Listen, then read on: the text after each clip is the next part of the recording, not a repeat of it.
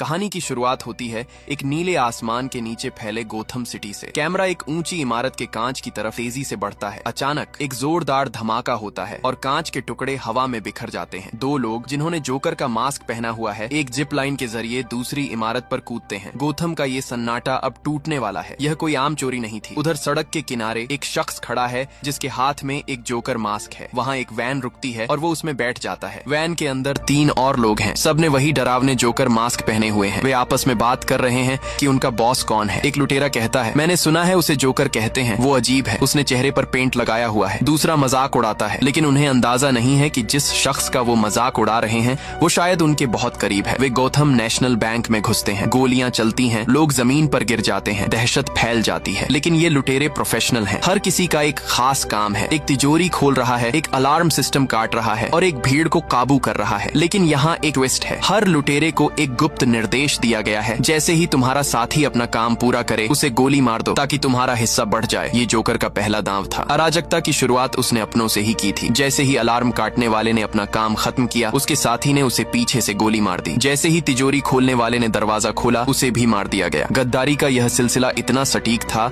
जैसे कोई खौफनाक सिम्फनी बज रही हो। बैंक का मैनेजर जो एक शॉटगन लेकर बाहर आता है और चिल्लाता है, तुम जानते हो तुम किसका बैंक लूट रहे हो, तुम सब मरोगे। वह माफिया का नाम लेता है। वह कहता है कि गोथम के अपराधी पहले किसी उसूल को मानते थे। तभी आखिरी बचा हुआ लुटेरा जो अब तक खामोश था मैनेजर के पास जाता है। वह अपना मास्क उतारता है। पहली बार दुनिया देखती है उस चेहरे को। सफेद राख जैसा चेहरा, खून की तरह लाल फटे हुए होंठ और वो आंखें जिनमें किसी के लिए कोई दया नहीं थी। ये जोकर था। वह मैनेजर के मुंह में एक गैस ग्रेनेड डालता है और बहुत ही ठंडे अंदाज में कहता है, मेरा मानना है कि जो चीज तुम्हें मार नहीं पाती वो तुम्हें और भी अजीब बना देती है। वह बैंक से बाहर निकलता है और एक स्कूल बस में बैठता है जो चालाकी से बैंक की दीवार तोड़कर अंदर आई थी और बच्चों की स्कूल बसों की लाइन में शामिल होकर ओझल हो जाता है। लेकिन असली खेल अब शुरू होने वाला था। अब कैमरा मुड़ता है गोथम की अंधेरी रातों की तरफ। आसमान में बैट सिग्नल चमक रहा है। शहर के अपराधी इस रोशनी को देखकर सहम जाते हैं। एक पार्किंग लॉट में माफिया चेचन और स्केयरक्रो के बीच डील चल रही है। स्केयरक्रो जो अपने डर फैलाने वाले ड्रग्स के लिए जाना जाता है चेचन को अपना माल दिखा रहा है। तभी वहाँ हलचल होती है। कुछ लोग बैटमैन की ड्रेस में वहाँ हमला करते हैं। ये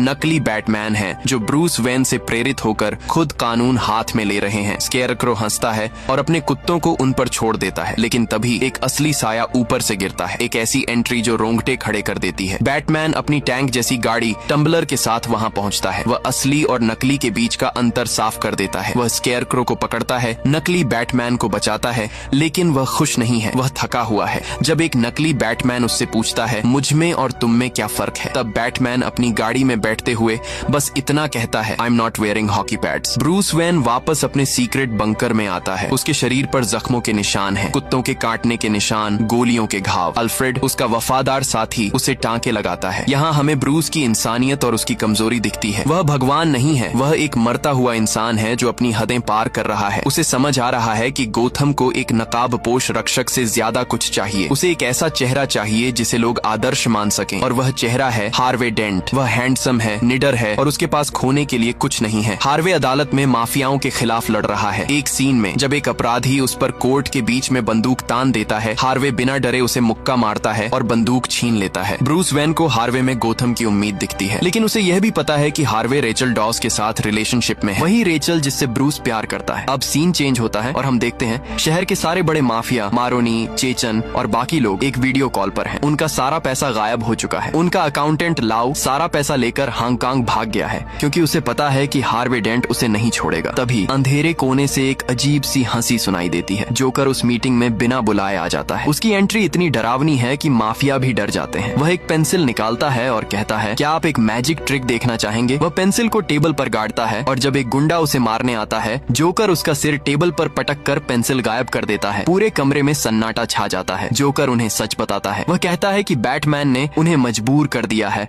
और अब वे छिप रहे हैं। वह एक बहुत ही सिंपल ऑफर देता है, किल द बैटमैन। माफिया हंसते हैं, लेकिन जोकर उन्हें चेतावनी देता है कि अगर उन्होंने अभी उसे नहीं रोका तो वे सब खत्म हो जाएंगे। वह पैसे नहीं मांगता, वह बस एक मौका मांगता है गोथम की व्यवस्था को ध्वस्त करने का। वह कहता है, अगर तुम किसी चीज में अच्छे हो तो उसे कभी मुफ्त में मत करो। यहीं से कहानी एक खतरनाक मोड़ लेती है। जोकर ने अपनी चाल चल दी है। उसने माफिया को डरा दिया है, बैटमैन को चुनौती दे दी है और गोथम की शांति को आग लगाने का सामान तैयार कर लिया है। अब तक सब कुछ कंट्रोल में लग रहा था, लेकिन असली खौफ अब शुरू होने वाला था। जोकर ने ऐलान कर दिया है कि जब तक बैटमैन अपना मास्क नहीं उतारता हर रोज लोग मरेंगे। इधर बैटमैन के लिए मुश्किल सिर्फ जोकर नहीं था, माफियाओं का सारा काला धन अब हांगकांग जा चुका था, जहां गोथम की पुलिस के हाथ नहीं पहुंच सके थे। लाओ, जो माफियाओं का अकाउंटेंट है, हांगकांग की एक गगनचुंबी इमारत में छिपा बैठा था। उसे लगा था कि वह सुरक्षित है क्योंकि कोई भी देश उसे एक्स्ट्राडाइट नहीं करेगा, लेकिन उसे ये नहीं पता था कि बैटमैन के लिए कोई सरहद मायने नहीं रखती। ब्रूस वेन और जिम गॉर्डन एक गुप्त छत पर मिलते हैं। गॉर्डन बताता है कि लाओ को वापस लाना कानूनी रूप से नामुमकिन है। यहीं ब्रूस उसे एहसास दिलाता है कि उसे कानून की जरूरत नहीं है। ब्रूस अपने नए सूट की मांग करता है। वह ल्यूसियस फॉक्स के पास जाता है जो वेन एंटरप्राइजेस का दिमाग है। ल्यूसियस उसे एक नया, हल्का और फ्लेक्सिबल सूट देता है जो ब्रूस को ज्यादा रफ्तार देता है, लेकिन एक कमी के साथ। ये सूट गोलियों के खिलाफ थोड़ा कमजोर है। ब्रूस मुस्कुराते हुए कहता है, बिल्ली के कुत्तों से बचने के लिए यही काफी है। ब्रूस हांगकांग पहुंचता है। वह अपनी रईसी का दिखावा करने के लिए पूरी बैले टीम के साथ एक आलीशान बोट पर निकलता है ताकि किसी को शक न हो, लेकिन रात होते ही वह द डार्क नाइट बन जाता है। लाओ की बिल्डिंग की सुरक्षा दुनिया में सबसे बेहतरीन है, लेकिन बैटमैन के पास ल्यूशियस का बनाया हुआ एक खास विस्फोटक स्टिकी बॉम्ब है। वह एक ऊंची पहाड़ी से कूदता है और अपने केप को पंखों की तरह फैलाकर हवा में तैरते हुए सीधे लाओ के ऑफिस की कांच की खिड़की तोड़कर अंदर घुसता है। वहाँ जबरदस्त फाइट होती है। लाओ के गार्ड्स मशीन गन से गोलियां चलाते हैं, लेकिन बैटमैन की रफ्तार के सामने वो टिक नहीं पाते। वह लाओ को पकड़ता है और उसे एक गुब्बारे के जरिए हवा में खींच लेता है, जहाँ एक C-113 विमान उसे हवा में ही लपक लेता है। उसके बाद लाओ को वापस गोथम लाया जाता है। हार्वे डेंट अब जीत के करीब है। लाओ गवाही देने को तैयार हो जाता है, जिससे गोथम के सारे माफिया एक साथ जेल जा सके। माफियाओं को अब समझ आ गया है कि उनके पास सिर्फ एक ही रास्ता बचा है। जोकर एक वीडियो जारी करता है जो पूरे शहर में दहशत फैला देता है। वीडियो में एक नकली बैटमैन ब्रायन जोकर के कब्जे में है। जोकर उसे टॉर्चर कर रहा है और कैमरे की तरफ देखकर कहता है, तुम बैटमैन को देखना चाहते हो? जब तक बैटमैन अपना असली चेहरा नहीं दिखाता मैं हर रोज लोगों को मारूंगा और मैं अपनी बात का पक्का हूँ। अगली सुबह गौथम के लोग सहमे हुए जागते हैं। जोकर अपनी धमकी पूरी करता है। वह जज सरिलो को एक कार बम में उड़ा देता है और पुलिस कमिश्नर लोएब को झड़ देकर मार देता है, लेकिन उसका असली निशाना कोई और है और वो है Harvey Dent. Bruce Wayne Harvey के लिए एक शानदार डिनर पार्टी होस्ट कर रहा होता है। वह चाहता है कि लोग हार्वे को अपना अगला मसीहा माने। पार्टी में रेचल और हार्वे के बीच की केमिस्ट्री देकर ब्रूस को थोड़ा दुख होता है, लेकिन वह अपने शहर के भविष्य के लिए यह कुर्बानी देने को तैयार है। अचानक पार्टी में जोकर की एंट्री होती है। वह अपने गुंडों के साथ अंदर आता है और मेहमानों को डराता है। वह हार्वे डेंट को ढूंढ रहा है। वह रेचल के पास पहुंचता है और उसे अपनी डरावनी मुस्कान की कहानी सुनाता है। वह कहता है कि कैसे उसने अपने चेहरे को खुद चीर लिया था ताकि उसकी पत्नी अकेला महसूस न करे। जोकर की कहानी में सच्चाई कम और पागलपन ज्यादा है। वह हर बार अपनी कहानी बदल देता है। तभी बैटमैन वहां पहुंचता है और वह जोकर के गुंडों की धुलाई शुरू कर देता है। तभी जोकर रेचल को खिड़की से बाहर लटका देता है। वह बैटमैन को चुनौती देता है। वह बोलता है, या तो मुझे पकड़ो या अपनी प्रेमिका को बचाओ। वह रेचल को नीचे फेंक देता है। बैटमैन बिना सोचे खिड़की से कूद जाता है और हवा में ही रेचल को पकड़कर एक कार की छत पर गिरता है। रेचल बच जाती है, लेकिन जोकर फिर से गायब हो जाता है। ब्रूस को अब समझ आने लगा है कि जोकर कोई मामूली अपराधी नहीं है। वह उन लोगों में से नहीं है जिन्हें डराया या खरीदा जा सके। अल्फ्रेड उसे समझाता है कि कुछ लोग बस दुनिया को जलते हुए देखना चाहते हैं। जोकर की अगली चाल और भी भयानक है। वह शहर के मेयर की हत्या की कोशिश करता है जब पुलिस कमिश्नर का अंतिम संस्कार हो रहा होता है। अंतिम संस्कार के दौरान जब पुलिस की टुकड़ी सम्मान में गोलियां चलाती है, जोकर और उसके आदमी पुलिस की वर्दी में ही वहां मौजूद होते हैं। वे मेयर पर निशाना साधते हैं, लेकिन ऐन वक्त पर जिम गॉर्डन मेयर के सामने आ जाता है और गोली खुद खा लेता है। गॉर्डन नीचे गिर जाता है और उसे मरा हुआ घोषित कर दिया जाता है। पूरा शहर मातम में डूब जाता है। बैटमैन को अब अपराधी माना जा रहा है। लोग चिल्ला रहे हैं कि बैटमैन अपना चेहरा क्यों नहीं दिखाता। हार्वे डेंट भी अपना आपा खोने लगा है। वह जोकर के एक गुंडे को पकड़कर उसे एक सुनसान गली में ले जाता है और अपना सिक्का उछालकर उसे मारने की धमकी देता है। ये पहली बार था जब व्हाइट नाइट हार्वे डेंट के अंदर की काली परछाई बाहर आती है। बैटमैन वहां पहुंचता है और हार्वे को रोकता है। वह कहता है, अगर तुमने कानून तोड़ा तो जोकर जीत जाएगा। ब्रूस अब एक बड़े फैसले पर पहुंच गया है। वह तय करता है कि वह हार्वे और गोथम की जान बचाने के लिए अपना नकाब उतार देगा। वह कल सुबह पुलिस के सामने अपनी सच्चाई बयान कर देगा। इधर कमिश्नर गॉर्डन की मौत के बाद शहर का गुस्सा अब बैटमैन पर फूट रहा था। ब्रूस वेन अब एक ऐसी दीवार के सामने खड़ा था जहां से उसे कोई रास्ता नहीं दिख रहा था। वह अल्फ्रेड से कहता है कि लोग मर रहे हैं अल्फ्रेड, मैं क्या करूं? अल्फ्रेड उसे याद दिलाता है कि कभी कभी हीरो बनने का मतलब सिर्फ लड़ना नहीं बल्कि हार मान लेना भी होता है ताकि लोग सुरक्षित रहें। ब्रूस अगले दिन प्रेस कॉन्फ्रेंस बुलाता है। वह तय कर चुका है कि वह दुनिया को बता देगा कि ब्रूस वेन ही बैटमैन है। हार्वे डेंट प्रेस के सामने खड़ा है, लोग चिल्ला रहे हैं, गुस्सा 7वें आसमान पर है। ब्रूस भीड़ में खड़ा होकर बस बोलने ही वाला होता है, लेकिन तभी हार्वे डेंट कुछ ऐसा करता है जो सबको हैरान कर देता है। हार्वे कहता है, बहुत हो गया, अगर आप बैटमैन को चाहते हैं तो वो मैं हूँ। हार्वे डेंट ने गॉथम के लिए सबसे बड़ा झूठ बोला। उसने खुद को बैटमैन घोषित कर दिया ताकि असली बैटमैन ब्रूस बाहर रहकर जोकर को पकड़ सके। हार्वे को गिरफ्तार कर लिया जाता है। पुलिस उसे जेल ले जाने के लिए एक बख्तरबंद ट्रक में बैठाते हैं। ब्रूस हैरान है, लेकिन वह जानता है कि यह जोकर को बाहर निकालने का इकलौता मौका है। जोकर को जैसे ही खबर मिलती है कि बैटमैन पकड़ा गया है, वह अपनी पूरी ताकत के साथ पुलिस के काफिले पर हमला कर देता है। एक विशाल ट्रेलर और ढेर सारे हथियारों के साथ जोकर सड़क पर मौत का तांडव शुरू करता है। वह पुलिस की गाड़ियों को एक एक करके तबाह कर देता है। वह ट्रक पर गोलियों की बौछार करता है जिसमें हार्वे बैठा है। तभी सन्नाटे को चीरते हुए टम्बलर यानी बैटमैन की गाड़ी की एंट्री होती है। तभी जोकर एक आरपीजी लॉन्चर से बैटमैन की गाड़ी पर हमला करता है। बैटमैन हार्वे को बचाने के लिए उस मिसाइल को खुद पर ले लेता है। टम्बलर बुरी तरह डैमेज हो जाता है, लेकिन बैटमैन हार नहीं मानता। वह अपनी बाइक को इजेक्ट करता है और मलबे से बाहर निकालता है। वह अपनी बाइक को दीवारों पर चढ़ाते हुए और कारों के नीचे से निकालते हुए जोकर के ट्रक की तरफ बढ़ता है। जोकर चिल्लाकर कहता है, चलो ना, मैं चाहता हूँ कि तुम यह करो। बैटमैन अपनी बाइक की केबल्स का इस्तेमाल करके जोकर के विशाल ट्रक को बीच सड़क पर उल्टा कर देता है। ट्रक हवा में लहराते हुए पलट जाता है। जोकर मलबे से बाहर निकलता है, थोड़ा लड़खड़ाता है, लेकिन उसके चेहरे पर अभी भी वही डरावनी मुस्कान है। वह सड़क के बीच खड़ा हो जाता है और बैटमैन की तरफ बढ़ती बाइक को देखकर कहता है, हिट मी। बैटमैन उसे नहीं मारता और अपनी बाइक मोड़ लेता है, जिससे वह गिर जाता है। तभी एक पुलिस वाला पीछे से आकर जोकर के सिर पर बंदूक रखता है। जब वह अपना हेलमेट उतारता है तो पता चलता है कि वह कोई और नहीं बल्कि जिम गॉर्डन है। गॉर्डन मरा नहीं था, उसने अपनी मौत का नाटक किया था ताकि वह जोकर को रंगे हाथों पकड़ सके। जोकर आखिरकार पुलिस की गिरफ्त में आ ही जाता है। पूरा गोथम जश्न मना रहा है। हार्वे डेंट सुरक्षित है और जोकर जेल की सलाखों के पीछे। लेकिन जोकर के लिए यह कोई हार नहीं थी, यह उसकी योजना का हिस्सा था। उसे पुलिस स्टेशन के लॉकअप में रखा जाता है। गॉर्डन उसे देखने जाता है। जोकर वहाँ बैठकर तालियां बजा रहा है क्योंकि गॉर्डन को नया कमिश्नर बना दिया गया है। गॉर्डन उसे समझने की कोशिश करता है, लेकिन जोकर सिर्फ पहेलियां बुझाता है। तभी बैटमैन अंधेरे से निकलकर आता है और जोकर से पूछताछ शुरू करता है। इंटेरोगेशन रूम का यह सीन सिनेमा के इतिहास के सबसे बेहतरीन सीन्स में से एक है। जोकर बैटमैन को बताता है कि तुम मुझे मार नहीं सकते क्योंकि तुम्हारे अपने उसूल हैं और मैं तुम्हें मारना नहीं चाहता क्योंकि तुम बहुत दिलचस्प हो। वह बैटमैन को समझाता है कि इस शहर के लोग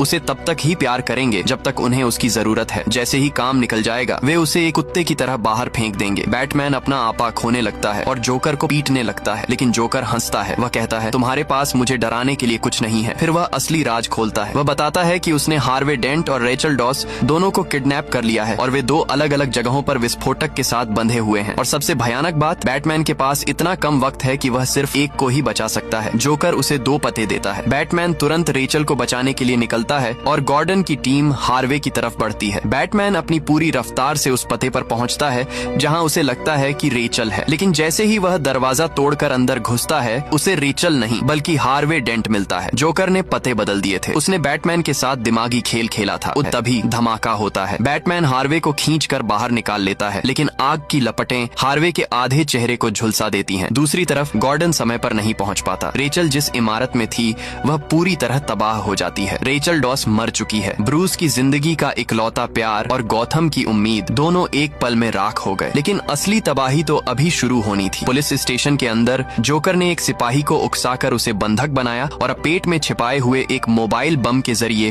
पूरे स्टेशन को उड़ा दिया। वह लाव को लेकर वहां से फरार हो गया। रेचल अब इस दुनिया में नहीं रही। ब्रूस उस जली हुई इमारत के मलबे के सामने खड़ा है जहां उसकी बचपन की दोस्त और उसकी इकलौती उम्मीद राख हो चुकी थी। गॉथम की बारिश भी उस आग को नहीं बुझा सकती थी जो अब ब्रूस के अंदर जल रही थी। अल्फ्रेड को रेचल का एक खत मिलता है। उस खत में रेचल ने लिखा था कि उसने हार्वे डेंट को चुन लिया है और वह ब्रूस का इंतजार नहीं कर सकती। अल्फ्रेड जानता है कि यह सच ब्रूस को पूरी तरह तोड़ देगा, इसलिए वह उस खत को छिपा देता है। वह ब्रूस को संभालता है, लेकिन ब्रूस अब अपराधी महसूस कर रहा है। उसे लगता है कि बैटमैन की जिद ने रेचल की जान ले ली। उधर अस्पताल के सफेद कमरों के बीच हार्वे डेंट होश में आता है। जब वह अपना चेहरा आईने में देखता है तो उसकी चीख पूरे अस्पताल में गूंज उठती है। उसका आधा चेहरा सुंदर है, लेकिन आधा हिस्सा मांस और हड्डियों का एक डरावना मंजर बन चुका है। वह अब हार्वे डेंट नहीं रहा। उसका वह सिक्का जो कभी उसकी किस्मत का प्रतीक था अब एक तरफ से जलकर काला हो चुका है। कमिश्नर गॉर्डन हार्वे से मिलने अस्पताल आता है। वह माफी मांगना चाहता है, लेकिन हार्वे का गुस्सा 7वें आसमान पर है। वह गॉर्डन को अपनी बर्बादी का जिम्मेदार मानता है। वह कहता है, तुमने मुझे एक ऐसा नाम दिया था, टू फेस। अब देखो मैं वाकई वो बन गया हूँ।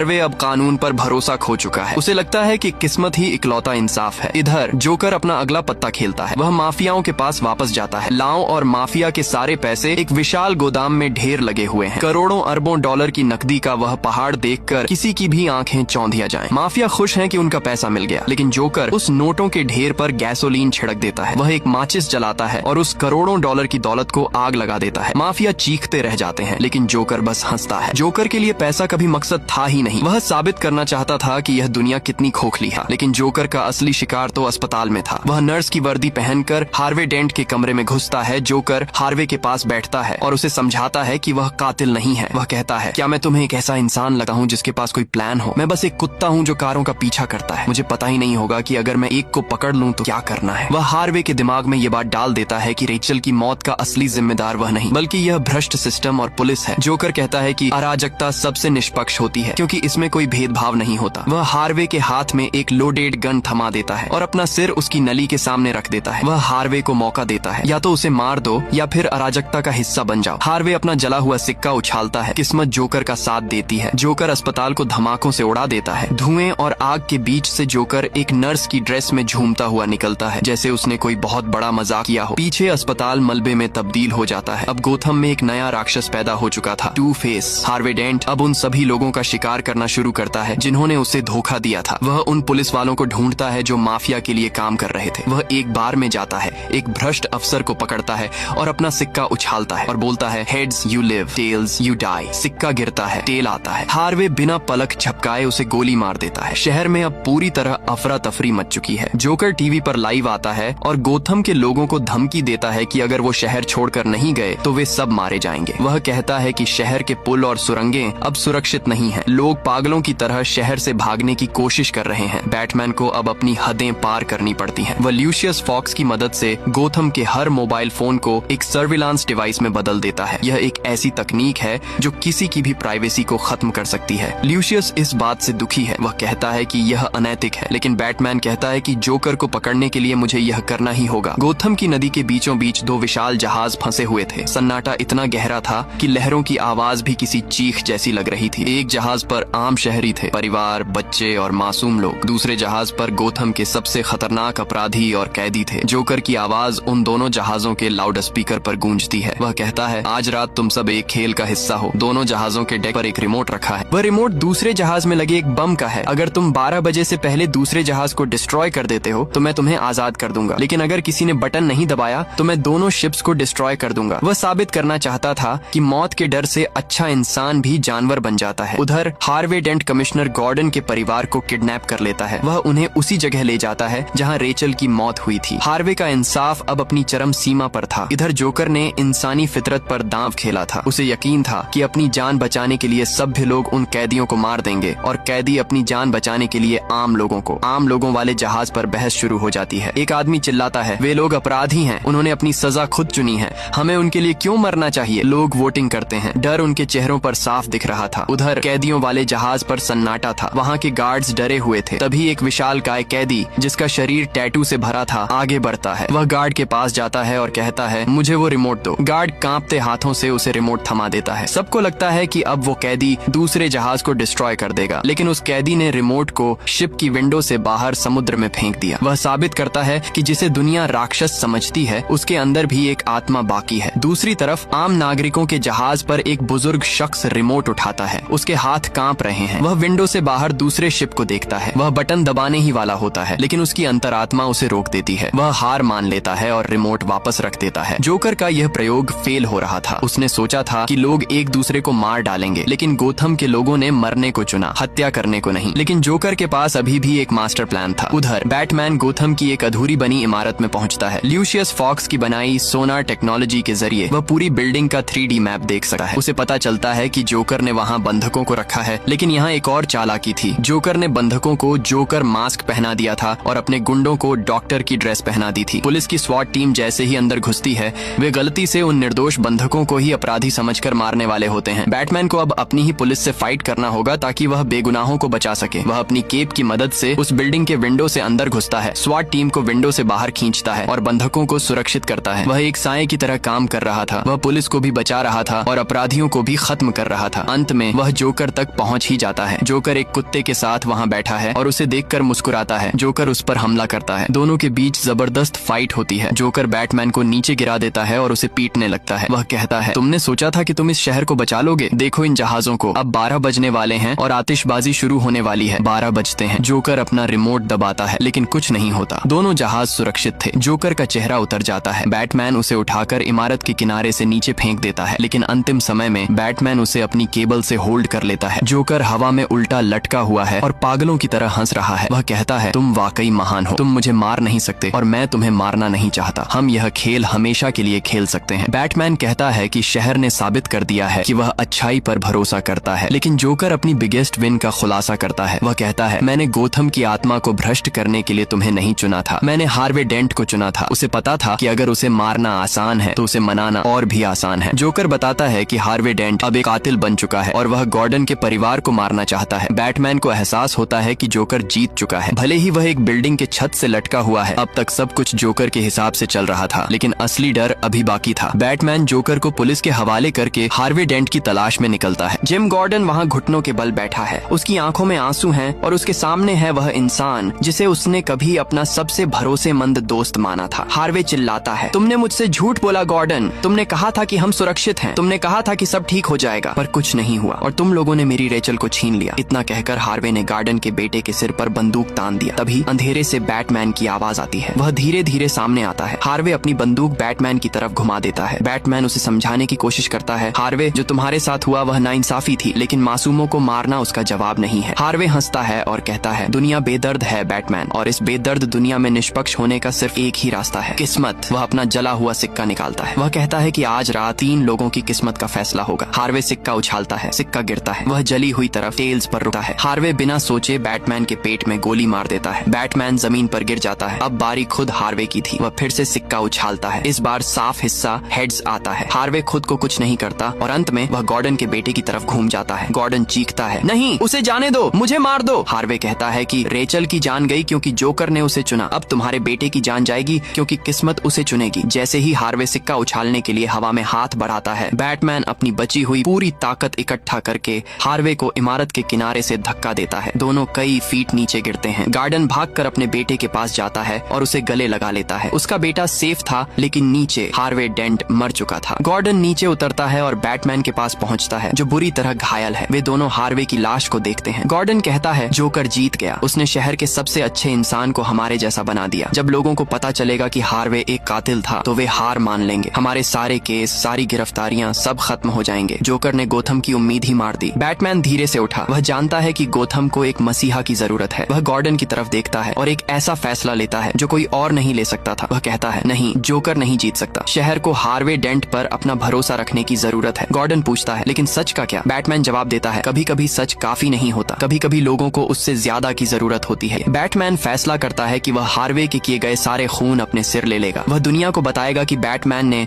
उन पुलिस वालों को मारा, बैटमैन ने गॉर्डन के परिवार को डराया। ये एक महान बलिदान था। उधर पुलिस और कुत्ते बैटमैन का पीछा शुरू कर देते हैं। बैटमैन, जो घायल है, अंधेरे की ओर भागता है। वह अपनी बाइक बैटपॉड पर सवार होकर गोथम की उन गलियों में ओझल हो जाता है जिन्हें उसने बचाया था। गॉर्डन का छोटा बेटा, जो यह सब देख रहा है, अपने पिता से पूछता है, पापा, वो भाग क्यों रहा है? उसने तो हमें बचाया था, फिर पुलिस उसका पीछा क्यों कर रहे हैं? गॉर्डन अपने बेटे की तरफ देखता है और उससे कहता है, क्योंकि वह वो हीरो है जिसका गौथम हकदार है, लेकिन वो नहीं जिसकी उसे अभी जरूरत है। इसीलिए हम उसका पीछा करेंगे क्योंकि वह यह सह सकता है। इसके बाद हम देखते हैं कि हार्वे डेंट का अंतिम संस्कार पूरे राजकीय सम्मान के साथ किया जा रहा है। गॉर्डन मंच पर जाके हार्वे की तारीफों के पुल बांध है। वहीं दूसरी तरफ अल्फ्रेड ने रेचल का दिया हुआ खत जला दिया ने बी, जिसमें उसने हार्वे को चुनने की बात कही थी। अल्फ्रेड जानता है कि अगर ब्रूस को यह पता चला तो वह अंदर से पूरी तरह खत्म हो जाएगा। वह ब्रूस की आखिरी उम्मीद को एक सफेद झूठ के जरिए बचा लेता है और हमारी कहानी यही खत्म हो जाती है। अगर ऐसे ही बैटमैन की और भी मूवी चाहिए तो कमेंट करो।